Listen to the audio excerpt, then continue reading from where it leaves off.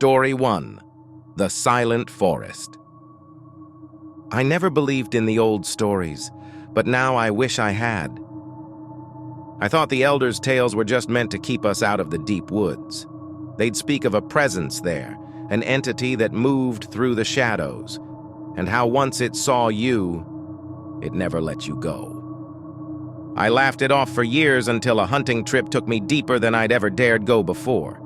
The forest seemed normal at first, quiet, but not in an unusual way. Yet, as the day wore on, an unsettling silence settled around me, thick like fog. There were no birds, no rustling leaves, not even the faint hum of insects. I could feel the weight of the quiet pressing in on my ears, suffocating me. As I trudged forward, I found strange markings carved into the bark of several trees. They were intricate, unlike anything I'd seen before, swirling patterns that seemed to move if I looked at them too long. I shivered and pushed on, telling myself it was just my imagination. But then I heard it, a soft whisper, so faint it could have been the wind. I spun around, heart pounding, but no one was there. Just shadows stretching across the forest floor, flickering as if something was moving just out of sight.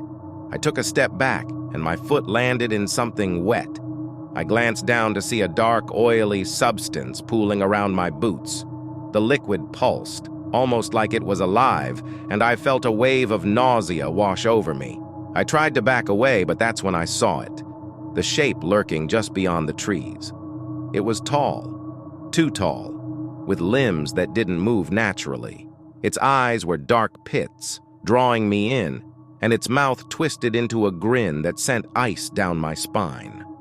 I stumbled, scrambling to get away, and the last thing I remember was the whisper growing louder, as if it was right in my ear before everything went black. When I woke up, I was back at the edge of the forest. I don't know how I got there, but I could still feel the entity's gaze, lingering on me, watching, waiting. I've never gone back. But some nights, when the wind is quiet, I can still hear the whisper, calling me to return. Story 2: The Watchers on the Mountain. The old man had warned me about them, but I hadn't listened. "The mountains don't like strangers," he'd said, his voice grave. "There are things up there, things that watch, things that remember." I was alone on the trail, miles from any signs of civilization, when the first sign came. A small pile of stones, perfectly balanced, arranged in a spiral pattern. I stopped, staring at it. The stones looked weathered, ancient, but they were stacked with such care as if someone or something had placed each one with purpose. I pushed on, though a feeling of unease gnawed at me. The higher I climbed, the thicker the fog became, swirling around me, hiding the path. Then out of the corner of my eye, I caught movement. I turned, heart racing, but there was nothing there, just the trees, standing silent and still. But then I saw them, figures, shrouded in mist, standing just beyond the tree line. They were tall, with elongated limbs and hollow eyes watching me. I could feel their gaze, cold and unfeeling, piercing through me. I quickened my pace, but no matter how far I walked, they were always there, lurking at the edges of my vision. Suddenly, the ground beneath me shifted, and I fell, sliding down a steep slope. When I came to a stop, I found myself in a small clearing. There, etched into the ground, were more spirals, larger this time, encircling me.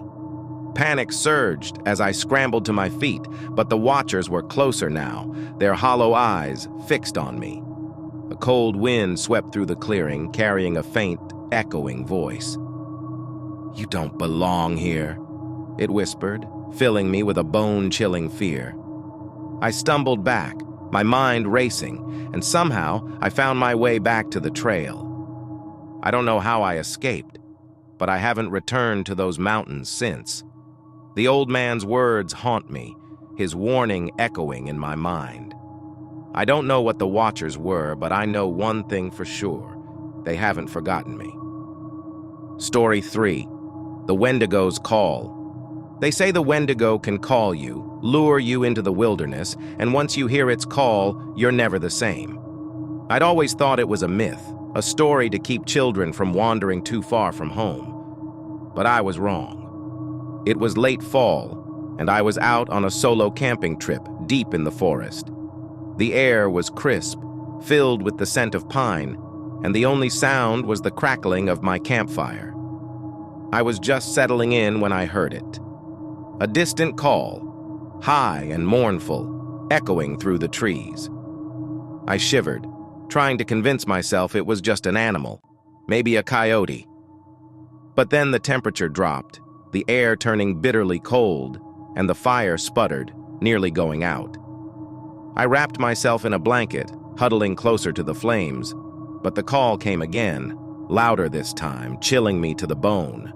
I tried to ignore it, but my body moved on its own, like I was being pulled by some unseen force. I stumbled through the trees, my breath clouding in the frigid air, and I saw it. Something tall and emaciated, with skin stretched tight over bones.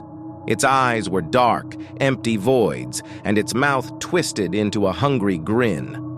I froze, paralyzed by fear as it spoke, its voice a whisper that echoed in my mind.